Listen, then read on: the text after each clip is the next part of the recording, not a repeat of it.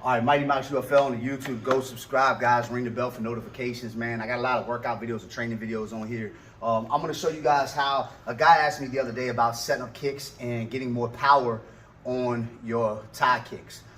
So I'm going to show you a little video, man. I'm going to put up a couple different variations from low to mid kicks. Also, how to turn your hips and where your hands and arms should be while you're turning your kicks over, man. I'm also going to show you like some low kicks, how you're going to step and how you're going to turn your hips over for those also, man. But just doing these couple little things are going to add a lot of power to your kicks while guarding strikes that are coming in. Because as you know, me being a wrestler and doing MMA, I used to set up a lot of my takedowns and a lot of my counter punches off of people's kicks. So this will help defend you a little bit more. The obvious thing is people think, well, when I kick, as long as I'm keeping my hands up, I'm protected. In a way that is true. You are protected, but we're talking about generating those thigh snapping, rib breaking, forearm breaking kicks, man. And you're not going to generate the power that you would if you're able to really turn your hips over, if you're really able to steer those hips in whichever direction. I'm going to show you switch kicks, and I'm going to show you just conventional back leg Thai kicks and where to kick at and how to turn your hips over. All right, first off, I'm going to show you how to turn your hips. All right, how to generate power. Also, guys, I always say this shit, kicks are very easily telegraphed. They're a very long limb. So I like setting my kicks up off of my punches. So I'm not going to actually throw the punches to show you. I'm just going to show you how to generate the power off of your kicks. But at the end of the day, be like, well, Mouse, you said you should you should set up your kicks with your punches. That's definitely true. I think that you should always get a guy to put his hands where you want them to be able to kick. Because at the end of the day, you don't want your kicks getting checked. And you want to be able to land clean, efficient kicks, man. Like I said, kick is a very long limb. And if not set up right, it can be seen a mile away. I don't care how fast you are. They're easy to check and they're easy to block if you don't set them up the right way with punches. All right, but I'm just going to show you how to generate the power. Okay, guys, I like to do this when I come in. I don't know, you can probably move over here. You might be able to see a little bit better. All right, I'm going to show you how I turn my hips over with these right here. All right, so if I'm standing here, I like to have in Muay Thai, even in MMA because of my wrestling, I like to stand facing my opponent. It's not boxing. So my stance is more here, and I always keep a power guard with my hands. I don't like doing hands down type situations, man. I always like keeping a power guard. I like keeping that weight off of that front foot so I can check kicks. I'm going to show you guys a check and kick video later, like from checking down to checking with your foot out, but I'll make another video on that. But what I like to do, man, is I like to face, pretty much face forward from my opponent, so I can check from either side. I can block, head block. I can do a whole lot of different things here. So, but basically checking. If you're standing in a boxing position, how boxers stand, it's very easy to kick a boxer to the ground. Boxers' stances are not feasible for taking kicks. They're not good for takedowns. Even with my Muay Thai stance, I can sprawl very easily. You know what I mean? I can definitely sprawl. I can change levels for MMA. All the things that you can't do in your boxing stance. I'm gonna kick you straight to the floor off your boxing stance pretty easily. All right. So, but that's another video. But I'm gonna show you how to generate power. All right, guys. What I like to do is I like to do this right here. It's called steering the car and like grabbing the pistol. All right. So before I kick, I say, okay, I'm setting my punches up. I'm coming here. All right. Basically, my hips are coming here. All right. So my hips are over here. I'm grabbing the pistol and I'm blocking right here from any punches coming down. If you try to just kick with your hands down, you're gonna get fucking demolished. Anybody that sees that can check, and you don't even have to check all the way up. I can just barely, I can just slide my foot out and overhand the shit out of you. So you want to make sure that that hand is up. All right. When I come over, I'm doing this in slow motion for the first time. Then I'll show you how it generates power. All right. And I'm gonna show you how you turn your hip over. I'm coming here. As I'm coming back, it's called the comb the hair method. All right. Grabbing the pistol. I'm right here. I'm stepping. Remember, guys, I'm staying on my toes. You can't really turn your hips if you're flat-footed. It's hard. Your foot's going to stick to whatever surface you're on. All right. So I'm turning this over here, and I'm coming back. All right. I'm combing my hair. All right. So once I'm bringing this over here, I'm coming this way and I'm facing my opponent so I can block. I'm blocking with this hand here. Any head kicks he wants to counter me with, my hand is up and I am blocking. All right, so I'm gonna do it a little bit faster. So I'm coming here, all right? I'm kicking with this part of my shin and I'm turning my hips over. So if this bag wasn't here, I think shadow boxing is some of the best things that you can do with your kicks, whether you're doing 180 turns or 360 turns, all right? So a 180 turn is I would be here, all right, and I would come in and I'd be shadow boxing, boom. That's my 180 turn, all right?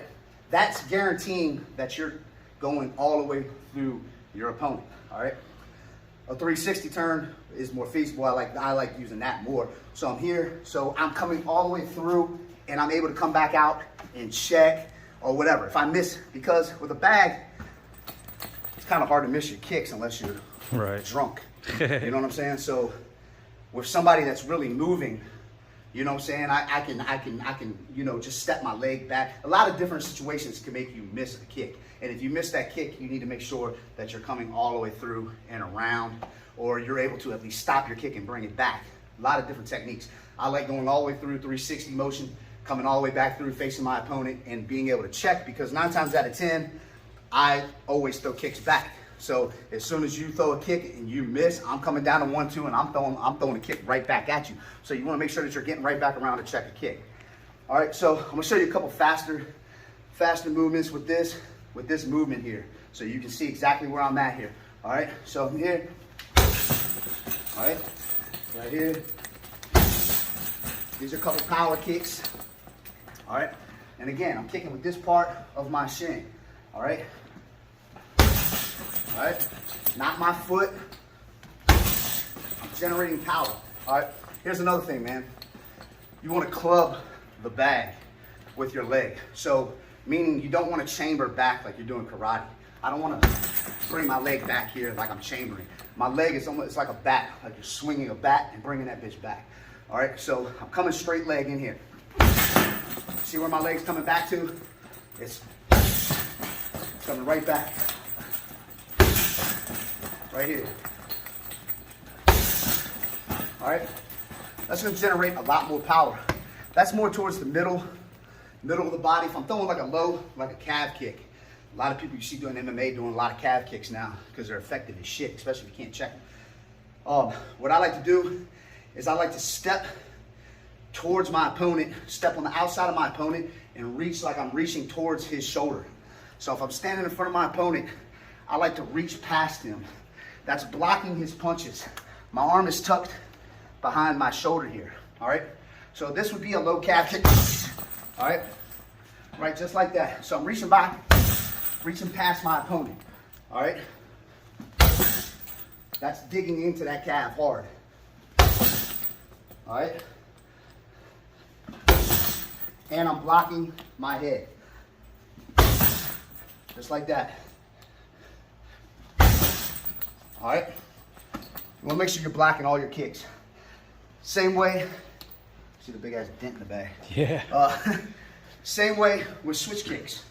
All right, so if I'm switching, I'm doing the same thing. You see where my hands are? I'm doing the same thing. All right, I'm blocking. I'm making sure I'm posting out. Away from that, I got my hand up here in case you try to counter me and kick. Here's one more thing, this is very important. Leaning over. I was doing this a lot actually, and it really, it's hard to get back. When you throw your kicks and you lean and you're way over here, it takes you a long time to reset. So coach was saying basically, throw your kicks and keep your body more up. So you hear, all right, so it's easier to come back from. See where I'm at? Just like that. See where the power's at, and see how I'm standing all the way up. I'm not leaning all the way over with my kick. That's important. I meant to throw that in there. But same thing with the switch kick. Same generation. Same way. I'm just reversing my hands, and I'm switching. I'm stepping out to the outside. I'm on the balls of my foot. I'm making sure that I'm facing forward. It's very easy to switch. See where my hands are? Just like that.